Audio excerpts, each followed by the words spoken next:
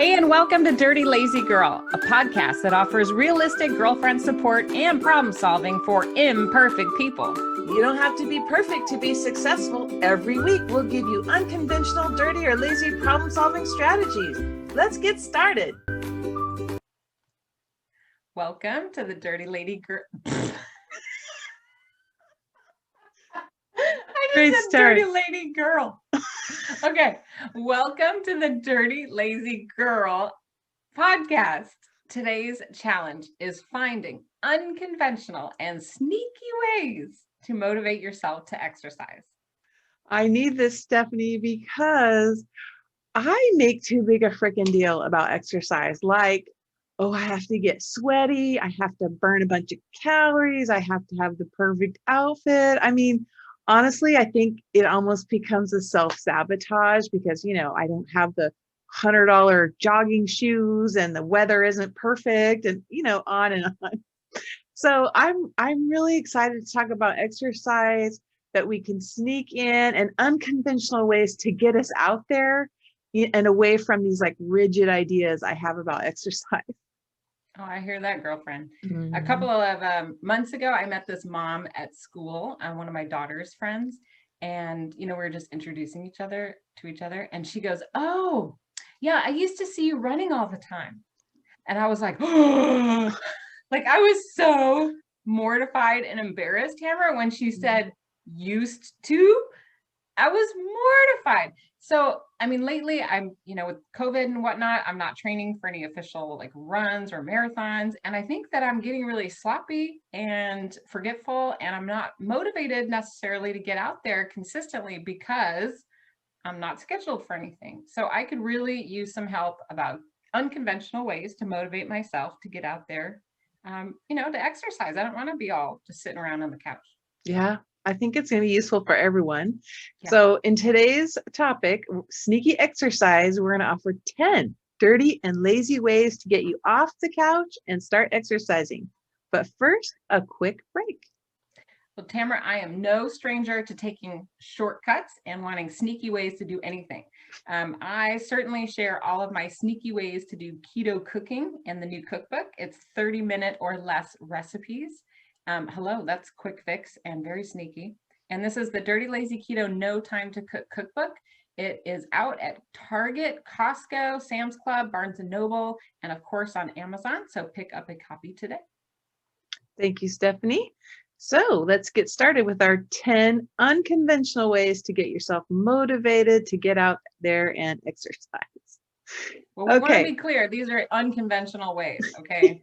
So do not judge us, right, for our desperate measures, because we are reaching deep, people. Yes, we are not above any of these. We're not above anything here. So what's number one? Tell us, Tamara. Well, one motivator can be to show off.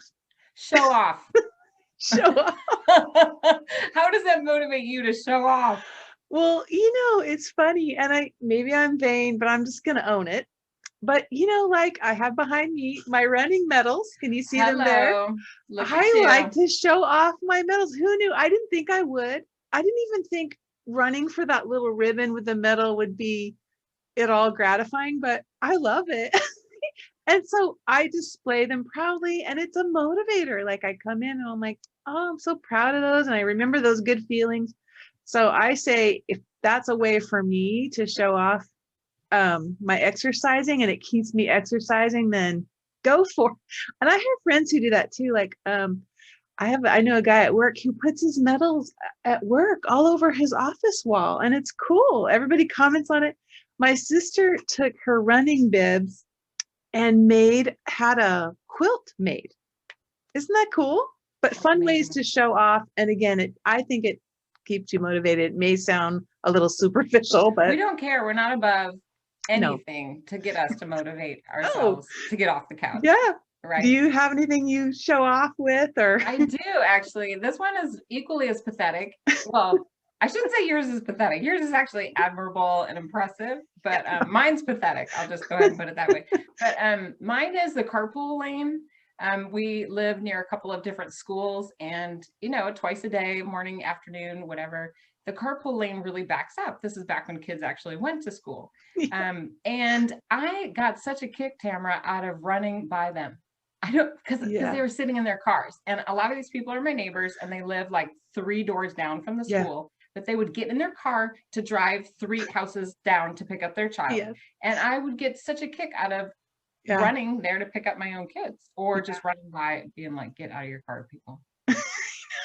Isn't that horrible? Sounds like, you lazy people, look at me. Well, you know, whatever it takes to motivate myself to get going. And it's in the morning, you know, it's hard to get going in the morning. And especially if it was raining, then I would be like, oh yeah, check me out in the rain, running, and you're in your car to drive 3 houses. Yeah, I'm guilty. I'm totally guilty of that. So no, I think that's great. I think it's a great motivator. You got to do, right? Yeah. Well, our next one is equally superficial. But I love it. We love it. We're owning it. Yeah. Exercise to look cute. Exercise to look cute. I'm going to actually, because I don't look really cute at 7 a.m. or 6 a.m. when I'm running in the dark, but I like my dog to look cute. So I bought all of these fabulous sweaters and jackets and scarves for her to wear. So it motivates me to see her look cute when we're out running. Yeah. And she is cute. And you've actually bought my dog some. I did. Because when I was out exercising with you, Tamara, we needed to match. But we did look really cute. The dogs coordinating outfits and scarves. It was really cute and really fun.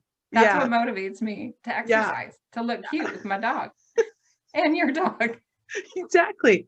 We can live by, what is it? By proxy or whatever. We're like an LL Bean catalog. Yeah. Let's just be real. Yeah. That's how fabulous we look at 7 a.m. What about you? Well, I get into buying workout gear that's cute and fun. Like the latest thing I'm into are headbands for running. And I have like probably 12. The latest one is a tie-dye, and they're not expensive and they're fun. They keep, just because I need to keep warm or to sweat off in the summer. And it's just a dumb little minor thing, but it's, going out and picking them out and buying them and then seeing them on your dresser are big motivators to exercise. Like, oh, I get to wear my cute little headbands or whatever goofy little item. I love that. That's so simple. Yeah. Plus, it's like a double whammy. You can keep your ears warm, plus sweat off, so you can wear it year round. Yeah. And you look cute. That's more important. Exactly. Whatever we can do to motivate us, Tamara, I think we just have to own it and go for it. I'm owning it. Hopefully our listeners feel like they can borrow some of our ideas too. Yeah. Number 3 really made me laugh. Okay. Because it involves videotaping. It sounds very scandalous. What are you doing with videotape for number 3? Well, mine isn't. It's a more a photo rather than a videotape. Although I don't know about videotaping, but I did take a picture of my training plan and posted it publicly on social media and said publicly, I'm going to do this plan to get me up to, I was going for a half marathon by this specific time. And people, commented like, oh, good luck. That looks really hard. And then people would follow up. Hey, how are you doing on your training plan? So that was my public way of, keeping myself motivated. I did see a video of you the other day. You were talking about running in the wind. Oh, that's right. I'm just gonna say I did see the video. I forgot about that. Yeah, yes. I was so proud of you because it was right after we were working on our show notes and doing our research. Yeah. And I saw that you posted that, and I was like, "You go ahead with your bad self." I know, and that was so also maybe, that was a little the braggy moment, showing off. Like, it was like, I don't know, 80-mile-an-hour winds. So I was very proud of myself that I ran in those conditions. So yeah, that's right. I forgot about that. Well, what about you? Well, I don't know if I've taken any videos lately, but I think in the past I've volunteered a lot to be a race ambassador or a pacer at different marathons. And then just for volunteering, part of our job was to put a lot of photos and videos on social media and encourage other people to run. And so I'm no stranger to that. And I agree with you that it makes you more accountable. Because it's like, there you are, you're going to do it. You're telling everyone you're going to do it. So you almost have to follow through, right? It's like you're forcing yourself into it. You are. And how motivating, like, you don't want to let other people down. Like, yeah, that would be embarrassing. I know you were really worried. I remember you being really worried. Like, what if I crash at mile 20? What if I die? But in truth, Tamara, you are the one who got me into running. I remember we were hanging out one day when our kids were on the swim team, and I had never thought about doing it. And you were like, "Oh, it's amazing!" Yeah. You told me all about it. So thanks to you. Yeah, and get your camera, your videotape, tape yourself, and let people praise you and let people motivate you and keep you accountable. It's great. And number 4, this one I'm an expert at. You are really good at number 4. Make it a competition. Like I've said a zillion times, I'm like really motivated by that. And right now, our work is having a nutrition / exercise, health contest. And since I joined that contest, I have like doubled my exercise. And part of the contest, you're totally gonna win. You're gonna crush it. Oh, I know, totally. And part of you get points for meditating, which I'm not really consistent at, and it's made me meditate every day. I know. Are you doing everything to get maximum points? Everything. You have to meditate, you have to get enough sleep, and you have to do exercise. The sleep one I'm not great at, but the others it's really doubled and tripled though. So for me, competition's a real motivator. Competition is everything. You'll always win. I always want you on my team. For me to make a competition, I have to compete with myself. And I don't like competing with other people as much, but I really love to prove people wrong. And I think that has to do with the rebellious part of my personality. I'm sure that everyone knows about that, but I like to think about it's me against them, and people who thought, like, doubted me, like, oh, she can't do that. That's too hard. Like, I get really, really fired up to prove people wrong about weight loss, about exercise, about anything. And I remember, and I'll do it to the point of like being ridiculous.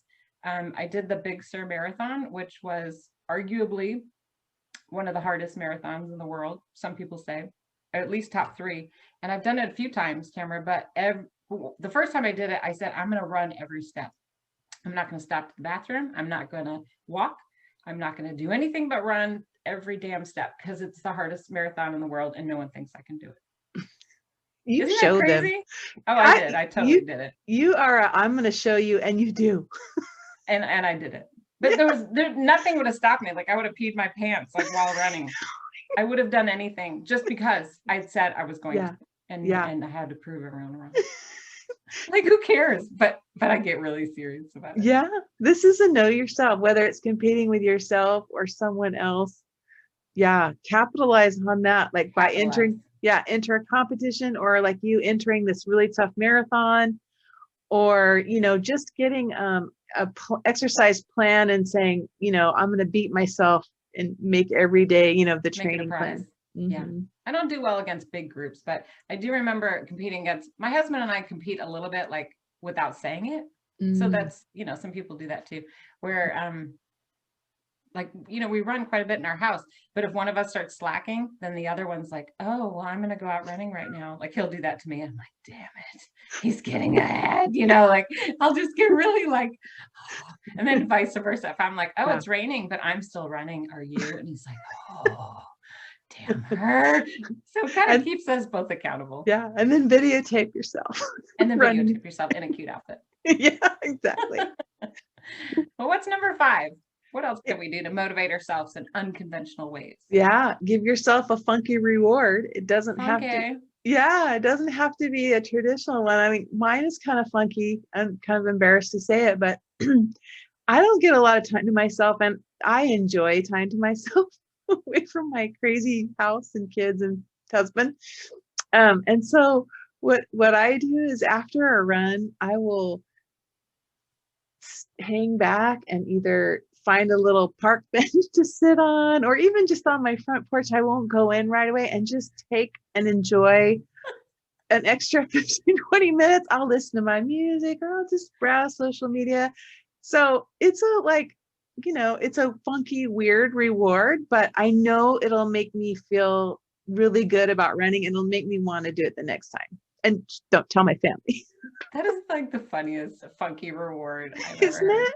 Your run is like 3 hours long and you're like, where's Tamara? he's amazing. And you're like, I know. You're all, that's how amazing I am. And meanwhile, you snuck in a little Oh yeah, me podcast or time. something. Yes. Hey, that's great. I think that's, and I like how you said it motivates you to go out the next day or whatever, because you're like, hey, I'm going to have a little me time on the back end. Yep, exactly. I used to ride my bike too to Starbucks because Starbucks was the reward at the end, but I'm not necessarily saying, do it for coffee, but I will run for coffee. You will run for the coffee. Yes. Tamara loves coffee, if you didn't know that already. Yeah. Do you have I think for me with the funky rewards, Tamara, I really got into trying to reward myself with things that would help me do more exercise. So I have been very focused on that because, it's easy for me to start getting distracted. And so one of the things I did was I started writing in Sharpie on my shoes and the inside tongue of the shoe, how many miles I'm at. And then I keep track of how many miles I've run on my Nike app. And then when I do like 300, 400 miles, then I get a new pair of shoes and I get fancier shoes. Oh, nice. That's a great reward. So it's like shoes for running. Yeah. Which maybe doesn't make a lot of sense to other people, but for me, I really enjoy having a good quality pair of shoes.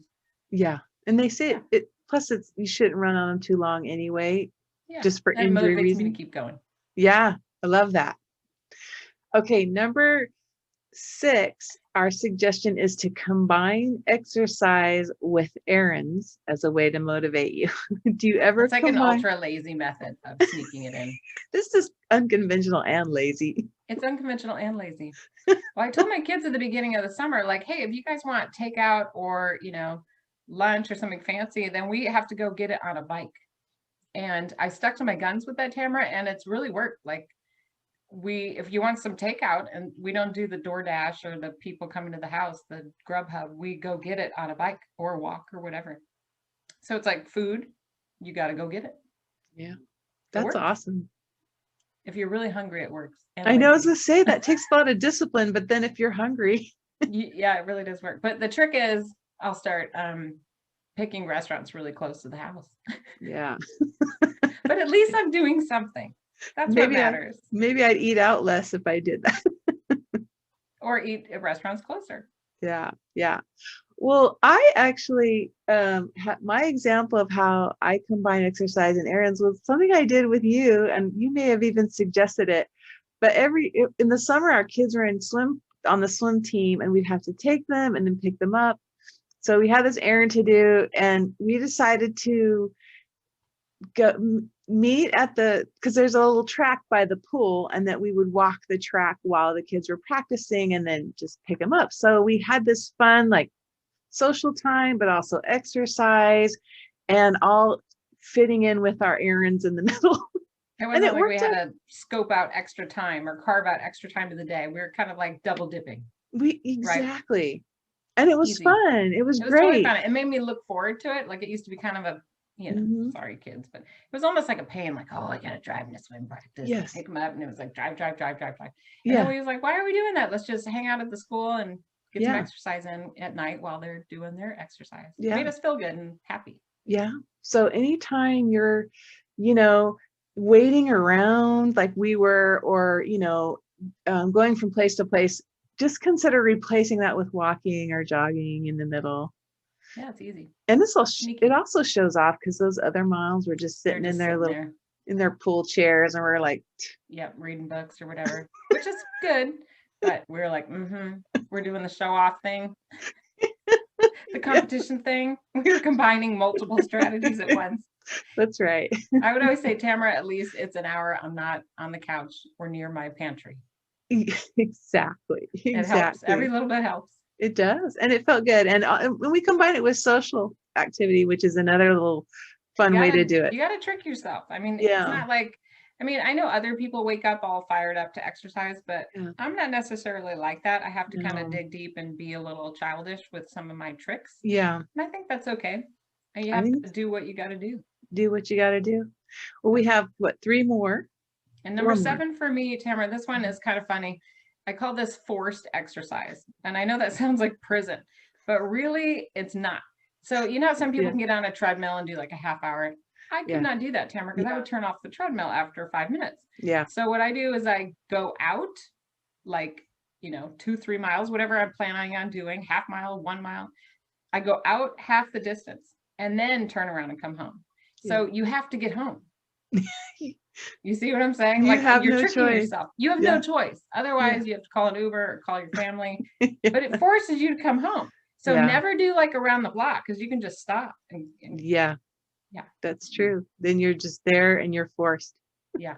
Get out as far as you can. That's my sneaky strategy. Do you ever do anything funny like that? Yeah, when you're forced to exercise? Yeah, mine's a classic one, which is to park, like a really far away spot from wherever you're going, the store or whatever. And that way you have to walk back to your car. You have to walk to the car. Yeah, you have no choice. And it's usually not that much more, but I figure like it all adds up. It does. I say if I can, force myself to walk an extra 100 feet, that's,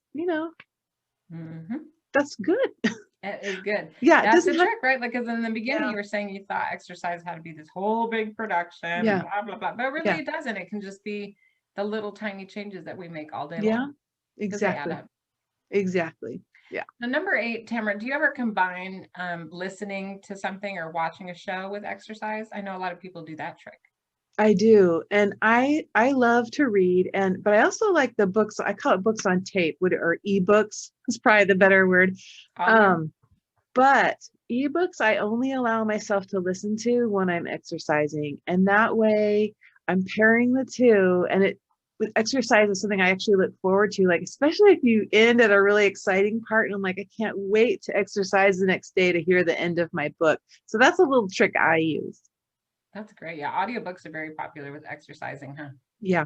Very helpful. Yeah. I do. I don't necessarily like audiobooks, even though I recorded one myself. I did. Did you know that? I have the audiobook of the Get Started. Yes. Where I recorded the whole thing while standing.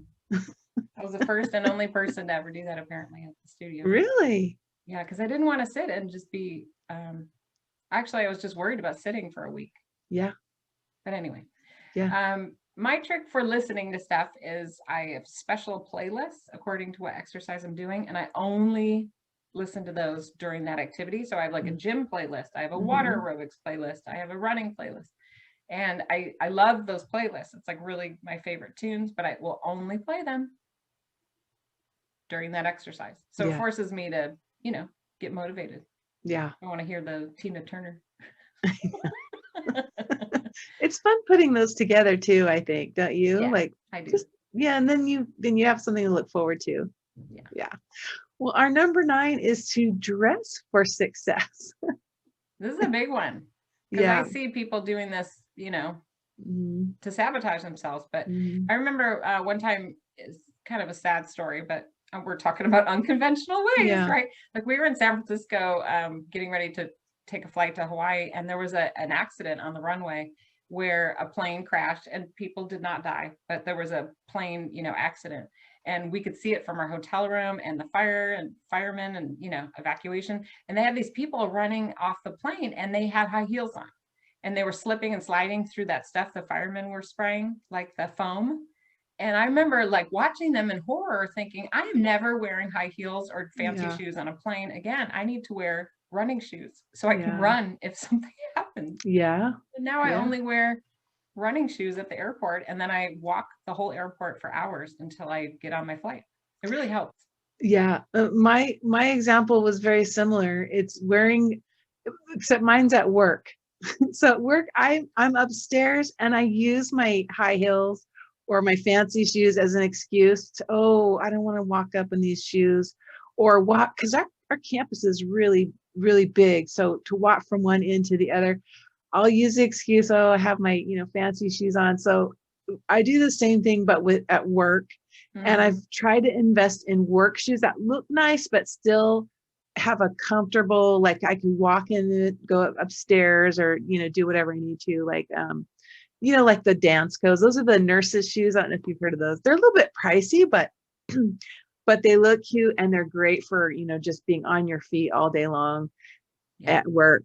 I would also say too, just having the right equipment, not just for at work or at the airport, but like when you're exercising too. Girls, get some good bras. Bras. You can always, yeah. You can always spot someone who's new because they're out there and they're not being supported. You got to get that good bra, right? Yes. It's a serious situation. And they'll be like, oh, I didn't enjoy this exercise. Well, when they're wearing, you know, like flip-flops, it's like, no, well, don't, you know, or like if you want to go swimming, but you have a swimsuit that keeps falling down, of course you're not gonna. Yeah, then you're not gonna want to work out. No, it's a good point. You have to wear the right equipment, right shoes, right outfits, right bras for the occasion. And be aware of the fact that if you get up in the morning and you put on things that are not that way, you're probably not setting yourself up for success. No. So that's an easy trick. Yeah. And I just heard a study, by the way, that mentally what you wear affects your exercise and your actual performance. Like they did this study where they told people they were fancy Nike, real you know, like super great shoe for this running, and they all ran better. When they thought they're like, I can run fast. I have Nikes on. Oh, smart. So I would say use that to your advantage and buy nice stuff or stuff that feels like it's going to make you perform well, and you will. Good one. Yeah. And number 10, Tamara, this is our very last tip for our listeners. Unconventional ways is to join a community to get that support. I know for myself, I like to run and work out alone because I'm somewhat of a rebel. But I do like to think about like an imaginary community of people that see me at the gym or out on the trail. And I like to pretend that they miss me if I'm not there. I know that's weird, but it works. And my husband does the same thing. He's like, oh, the little ladies that were walking the dog, they didn't see me today. I better get out there. So we both do it. I can't be alone. What about you? Do you do anything kind of off the wall? I do that same thing too. Yeah. Like, and I like it when people say, oh, I saw you exercising. And I'm like, see, they are watching. You're like, they saw Stephanie at the drive-through at the pickup carpool lane. Exactly. But I'm more social with my exercise. So I love a good group class. You know me, I have my boot camp and I have this and that. So for me, this is a good motivator, but unfortunately with COVID, that's actually been hard for people like me who you can't be social. So what I've been doing was trying to be more active on Facebook and exercise groups, or join a class on YouTube. It's not the same, but it feels like a class. So you have to do a little bit more tricks now, I think, than we're in COVID, if you need the like group around you. That's true. Yeah. Well, I'm curious what ideas our listeners have to motivate themselves to exercise. Tell us your plan by emailing Stephanie at dirtylazyketo.com or through Facebook or Instagram at dirtylazyketo. Before we get to our final hacks, let's stop and take a quick break. Well, listeners, I know you're facing a lot of obstacles with exercising and trying to cook and eat right. So let me help you overcome those obstacles one at a time. In each of the Dirty Lazy Keto books, I tackle a unique problem, like being on a tight budget or not having enough time, not having enough ingredients on hand. And this is the Dirty Lazy Keto No Time to Cook Cookbook. These are quick fix recipes that you can make in 30 minutes or less. So get your copy today on Amazon, Barnes & Noble, or pick up a copy at stores like Costco or Target. Thank you, Stephanie. Let's wrap it up today by sharing our personal dirty or lazy hacks. What's yours? Well, mine is always embarrassing, I'm sad to say. But sometimes my family at dinner every night, we tend to go around the table and we ask our kids and each other, what are you most proud of today? And we share that moment with the family. And it's always fun as a conversation starter. And we've been doing this for years. And I've realized over the years, sometimes I don't have a lot to say. Like maybe it was just a boring old day, just boring old work, nothing really exciting happened. So for me, I always remind myself that my exercise might be the one thing I'm most proud of during that day. So if I'm out in the morning and I'm trying to be cutting it short or being a little lazy out there, I'll tell myself, well, I don't want to be at dinner tonight saying I had cut my run short. I want to say I did a full run. I feel really good about myself. And that might be the one thing that kicks me in the butt. Yeah, that's a great idea. Just to touch base with your family anyway, but who knew that could be motivating for exercise too? That's great. What's yours? This is help for people like me who think of exercise as a big project, you have to plan for. My hack is to, while you're brushing your teeth, so that's only whatever, a minute or two, do squats or do lunges. You don't have to plan it. You don't have to dress for it. You won't get sweaty. And you don't even have to time yourself. When you're done brushing your teeth, you can stop. And there you go. You got in some awesome squats or lunges while you're brushing your teeth. That is really doable. Well, listeners, we want you to know it's normal for you not to love exercise. You are not alone. Sometimes you do have to dig deep to get yourself motivated. We sure do. So don't be embarrassed about using some of our unconventional, wacky strategies to get you moving. What matters most is getting out there to exercise, not what got you there. And are you enjoying the Dirty Lazy Girl podcast? Show your support by leaving a review on Apple Podcasts. And if you're listening on YouTube, give the episode a thumbs up, leave a comment, and subscribe to the Dirty Lazy Keto channel. And we love reading your comments and reviews and things that you share on social media. And new this year in the season 3, if you do hear me reading one of your comments on air, I'd love to send you a Dirty Lazy Keto swag prize. So make sure to contact me if you hear your name or comment read in season 3. And I want to share a comment that was left by Rietta. Hopefully I'm saying her name right. Rietta. She wrote on Facebook, I have been uber good and I have lost those nasty donut pounds. No sugar past these lips. Hey, I just listened to Stephanie and Tamara talk about starting over, which was an amazing podcast. And I cooked breakfast while I listened. My waffle maker came yesterday, so I may be experimenting making a chaffle this weekend. Thank you, ladies. Great job. Cool, huh? See you next week. Thanks for joining us for another episode of the Dirty Lazy Girl podcast. Be sure to like, comment, and subscribe. Turn on your notifications so you'll never miss a video. And